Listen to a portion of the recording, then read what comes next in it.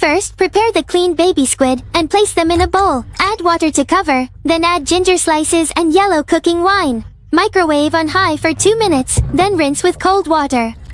In a bowl, add 1 spoonful each of minced ginger, minced garlic, and chopped chili. Then add 4 spoonfuls of cooking oil. Microwave on high for 1 minute to bring out the aroma. Then add the baby squid, green pepper pieces, shredded onion, an appropriate amount of salt, 1 spoonful of light soy sauce, 1 spoonful of dark soy sauce, 1 spoonful of oyster sauce, a suitable amount of white pepper, and onion, ginger, and garlic powder. Mix the seasonings well, add 3 spoonfuls of water, and cover with a lid. Microwave on high for 4 minutes, then take it out, mix well, and plate. The baby squid is springy and flavorful, and the sweet onions and sauce go perfectly with rice. It's simple and quick. Give it a try.